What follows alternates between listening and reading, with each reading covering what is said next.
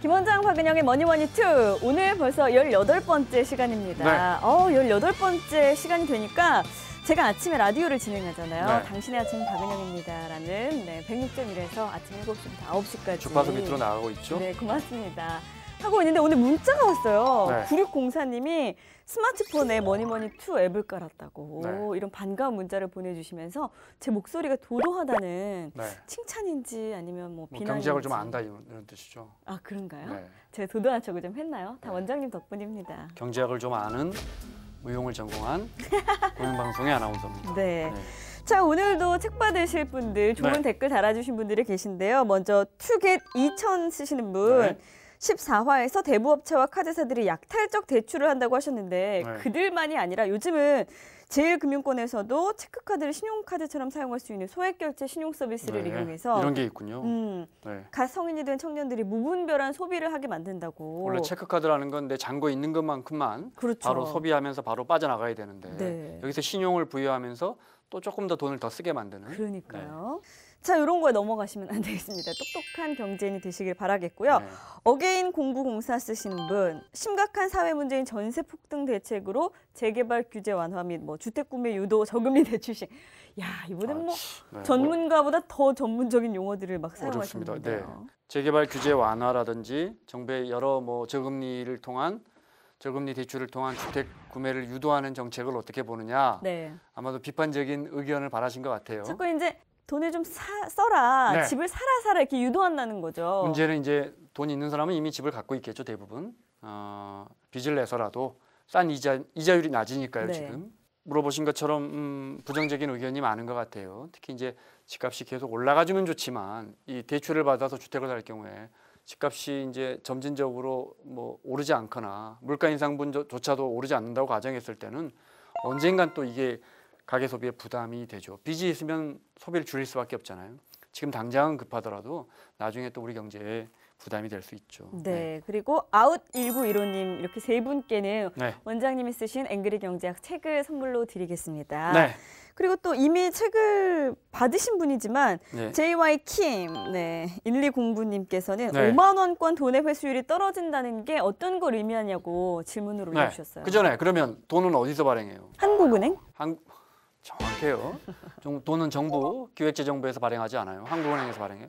조폐공사 아니냐고 물어보시는 분들이 있는데 조폐공사는 한국은행의 발주를 받아서 돈 찍어내는 회사예요. 회사. 네. 돈은 한국은행, 중앙은행이 발행을 하죠. 우리나라의 네. 중앙은행이.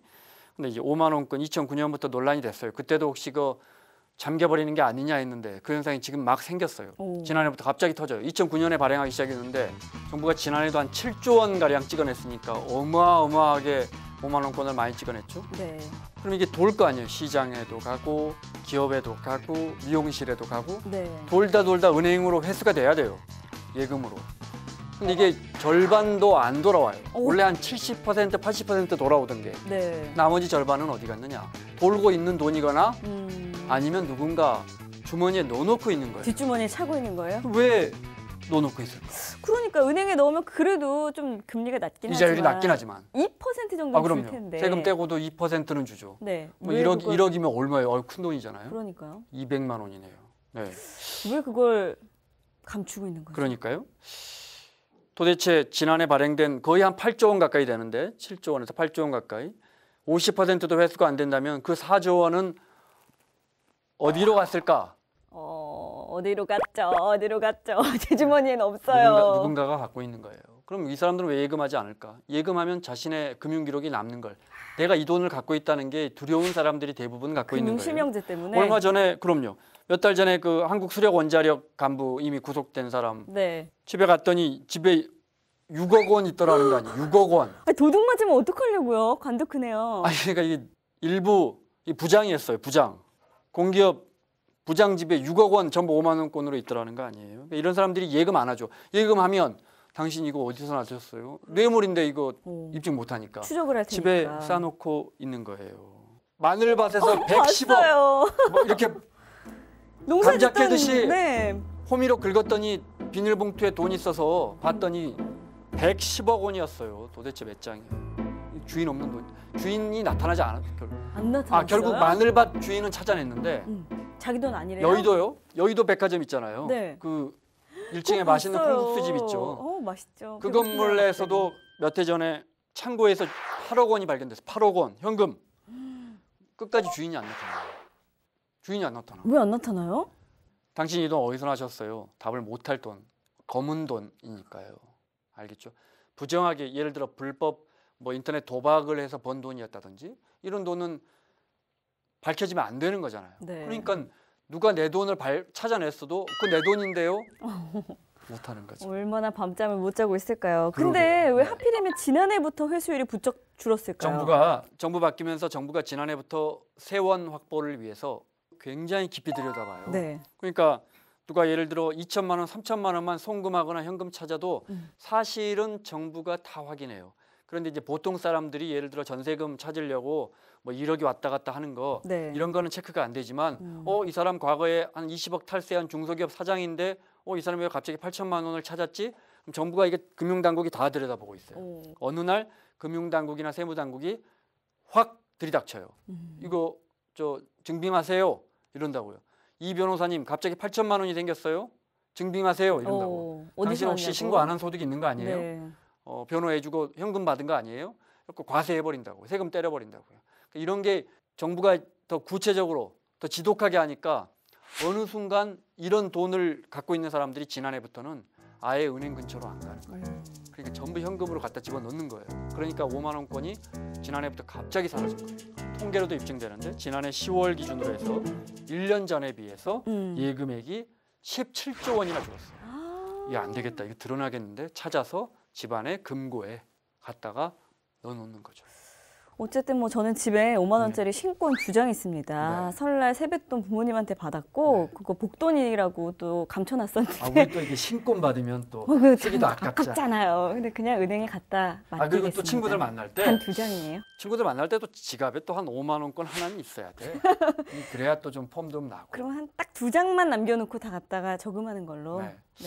이것도 5만 원권이 많이 사라지는 이유 중에 하나겠군요. 네. 폼 내려고. 자, 이렇게 좋은 댓글 달아주신 분들께 감사드리고요. 본격적으로 18번째 시간 공부 시작해봅니다.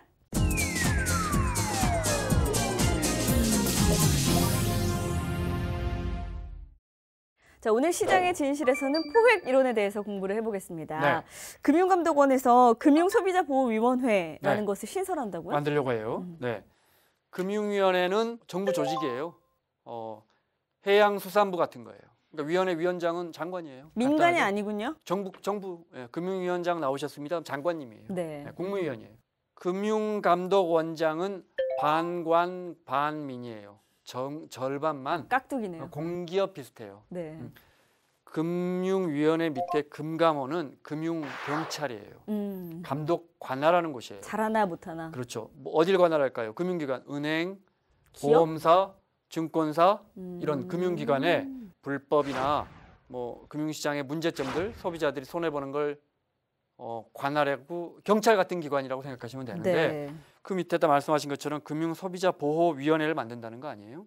그동안에 계속해서 금융감독원이 소비자 편에 안 들고 나 저 보험금 받아야 되는데 보험사가 안 줘요 했더니 네. 금융감독원이 보험사 편 들어버리더라 이런 지적이 많았거든요. 오. 과거 저희가 저축은행 네. 사태 때 한번 봤었죠. 그랬죠. 금감원 간부들이 퇴직을 해서 네. 그 뭐 제2저축은행 같은데 다시 그러니까 감으로 자리를 금융감독 당국이 금융사를 향해 회초리를 못 드는 거예요. 자기들이 맨날 왔다 갔다 하고 그 사람들은 왜 그렇게 얽혔을까? 금융감독기관과 금융사가 이게 포획 이론이에요. 네. 캡처드 됐다고. 우리가 뭐 너구리를 포획했다 할 때 그 포획이에요. 포획된 거예요. 네. 포획 이론. 그 스티글러츠라는 교수가 2001년에 이걸로 노벨 경제학상 탔어요. 그런데 그 뒤에 서프라임 모기지 때 알고 보니까 온갖 규제를 푼 사람들이 다 정부 관료. 근데 월스트리트에 있는 IB 투자은행들과 다 연관이 있더라. 이 사람들은 어떻게 이렇게 자기들끼리 짝짝꿍이 됐지? 포획된 거예요. 밝혀낸 거예요. 포획. 지금 말씀하신 것처럼 우리 금융감독원도 그동안 수도 없이 이런 지적을 받아왔거든요. 그래서 이제 소비자 관련 기관을 따로 만들겠다. 소비자 편에서 진짜 금융기관을 감독할 수 있는 이런 건데, 자, 사례를 하나 들어볼게요. A라는 이익 집단이 있어요. 어떤 특정 현상 때문에 이 집단은 10억 원의 이익을 챙겨요. 네. 이 10억 원은 어디서 나오는 거냐? B라는 대중 집단, 이 소비자 1만 명이 10,000원씩 이것 때문에 지출을 해요. 조금 부당하게. 그래서 이 사람들이 결국 10억 원의 이익을 봐요. 네. 10,000원씩 1만 명이 손해를 보니까. 그러면 시장 원리에 따르면 이 사람들이 야, 우리 손해 보는데 안 되겠다. 소송이라도 해야겠다. 할까요? 10,000원 손해 보는데 소송하겠어요? 안 하겠죠. 안 하죠. 안 한다고요? 배보다 배꼽이 더 크니까. 만약에 이게 또 소송 비용이 한 5억 원 든다고 치면 네. 이 1,000명이 움직인다고 쳐요. 10,000명 중에 연락했더니 1,000명이 그래 나 소송해 볼 거야. 근데 소송 비용이 5억 원이라고 치면 10명 중에 1명이 소송에 참여해서 5억 원이 들면 1인당 50만 원씩 내야 돼요. 오. 말이 안 되죠. 1인당 1만 원씩 손해 보는데 50만 원 낸다면 소송하겠어요? 안 하죠. 자, 구조적으로 포획된 사건에 대해서 대중은 대항하기가 구조적으로 어려워요. 알겠죠? 간단하죠. 그러니까 포획 이론이라 함은 네. 민간 기관과 정부 기관의 그 유착고리를 밝혀내는 게 바로 네. 포획 이론이다 할 수 네. 있겠네요. 그 1%의 포획된 정치인들, 관료들, 공무원들이 규제를 완화하고 그 완화된 규제가 결국 지금의 금융 독식을 가져왔다는 게 이제 스티글러츠 교수의 설명이에요. 그럼 어떤 집단이 네. 자기네들한테 필요한 규제를 이제 유리한 쪽으로 받아들이기 위해서 로비하겠죠. 정부의 로비를 계속 하는 거군요. 포획되게 만들고. 로비스트네요. 그럼요. 네. 미국은 합법적이고요. 네. 아, 미국은 합법적이에요? 미국은 로비스트가 합법적이에요. 네. 브로커리지 돈을 받을 수 있어요. 네. 알겠습니다. 제가 최근에 본 영화 네. 아주 잘생긴 레오나르도 디카프리오 네. 정말 주식 중개상으로 나오는데 네. 그 영화를 보니까 뭐 대부분 온갖 정치인들이 다 포획된 걸로 나와요. 포획된 거예요. 정확한 표현이에요. 포획된 거예요. 네. 그 영화 봐도 디카프리오가 이제 돈을 버는 게 굉장히 간단해요. 누구나 가지고 있는 돈에 대한 욕망을 자극하고 이 욕망을 실현할 수 있도록 사람들을 계속 중독시켜주는 거죠. 하니까 되던데 이렇게 하고 그리고 반쪽으로는 관료와 정치인을 포획해서 규제를 풀어주는 거예요. 법으로 허용돼야 하지 않을까. 네. 알겠죠? 이렇게 규제를 풀어주는 거예요. 정치인이나 관료의 몸을 담고 있는 사람들이 자기가 돌아갈 곳은 건드리지 않는 상황이 되는 거죠. 자, 정리하면 이런 거예요. 소비자들이 궁금해요. 청년들이 궁금해요. 저들은 왜 저런 법을 고치지 않을까? 간단해요. 전문가들이 내린 답은 하나예요. 그들은 포획됐으니까요.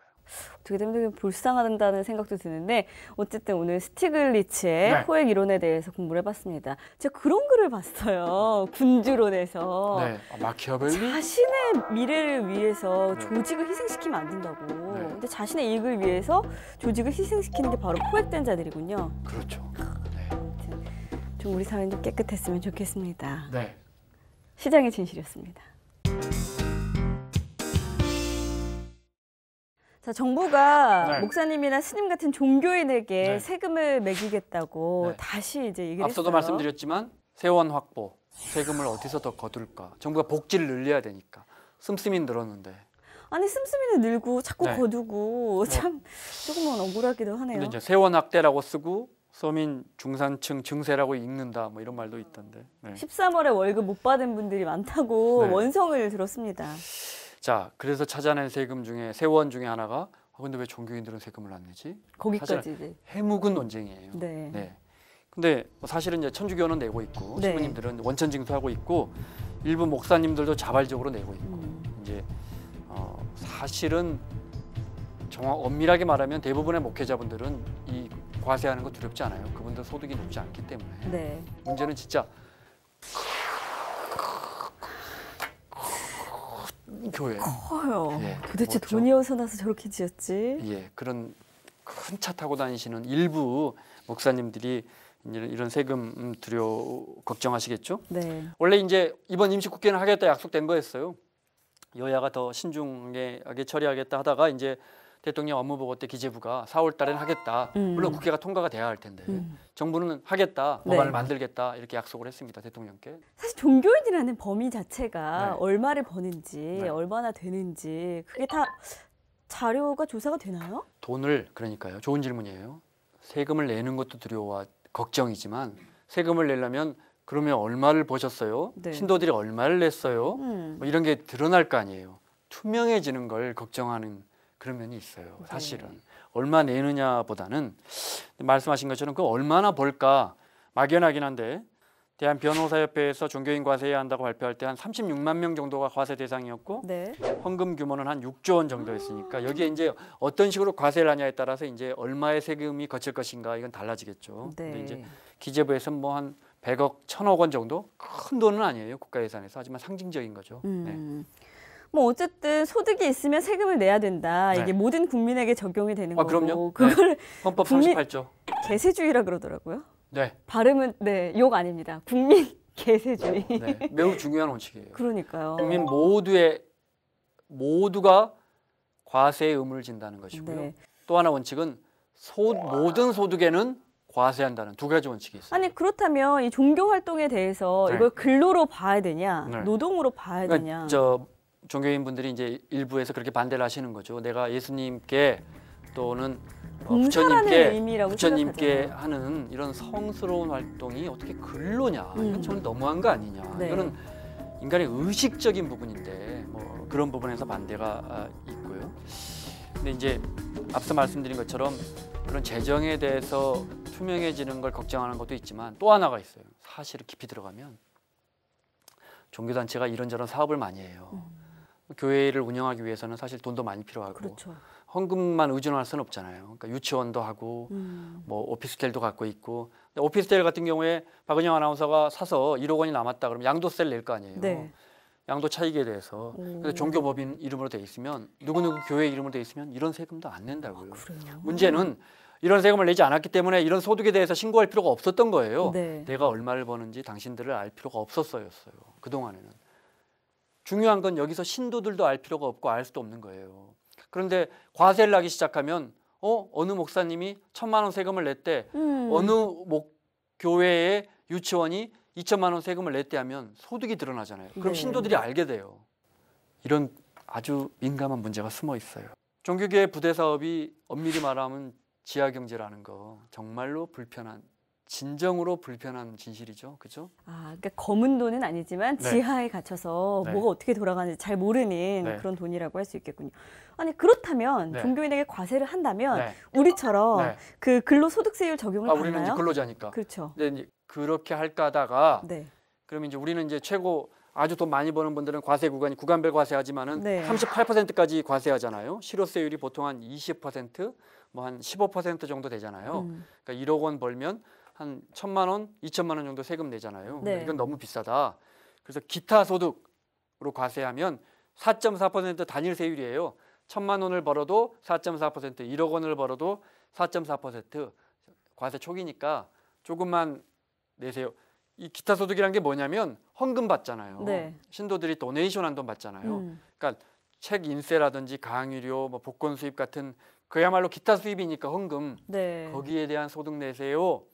이렇게 가려다가 이것도 기분 나빠하시는 분들이 아니 무슨 신도들의 성스러운 헌금이 무슨 복권이냐 종교회가 오히려 이런 거 우리 차라리 제대로 세금 내고 말지 이렇게 못하겠다 해서 지금 또 좀 바뀌었어요. 그렇군요. 네. 어쨌든 4.4%를 보면 네. 굉장히 낮은 거죠. 왜냐하면 네. 근로소득세는 높게는 38%까지 그게 매긴다고 이제 뭐 최고 구간이지만 저희가 배웠었잖아요. 그래서 이제 어떻게 하기로 했냐면 종교인 소득 항목을 따로 근로소득세처럼 이렇게 구간별로 과세하기로 그래서 돈을 많이 버는 목사님들은 공제를 조금만 해주고 네. 돈을 조금만 버는 목사님들은 공제를 80%까지 해주는 걸로 그렇게 해서 지금 종교인들만 따로 이분들만 따로 과세 구간을 설정하기로 이런 쪽으로 지금 합의가 돼가고 있습니다. 네. 중요한 건 이제 4월 넘어서 국회에서 이걸 통과시키는지 저희가 지켜봐야겠어요. 네, 종교인 과세 네. 약속대로 정부가 제대로 추진을 할지 네. 여야가 협의를 해가지고 잘 또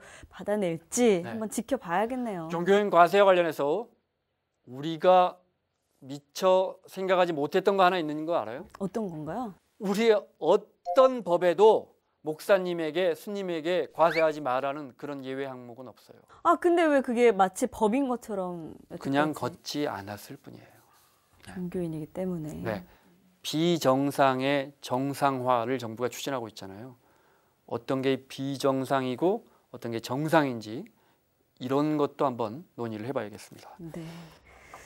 자, 이렇게 해서 친절한 경제 뉴스까지 배워봤습니다. 네. 오늘 뭐니뭐니 18번째 시간인데 아쉬운 말씀을 또 드려야죠. 네. 원장님이 직접 좀 말씀해 주세요. 네.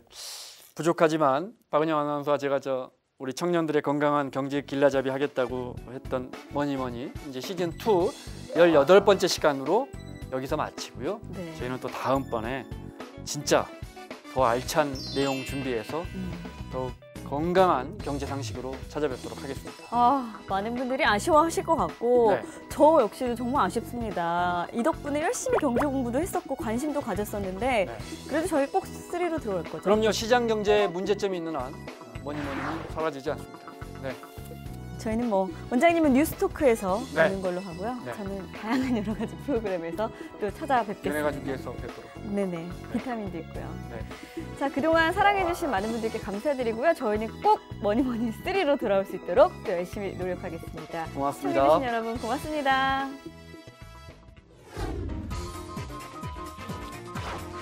그동안 뭐니뭐니를 사랑해주시고 아껴주셨고 또 기다려오셨던 시청자 여러분 안녕하십니까?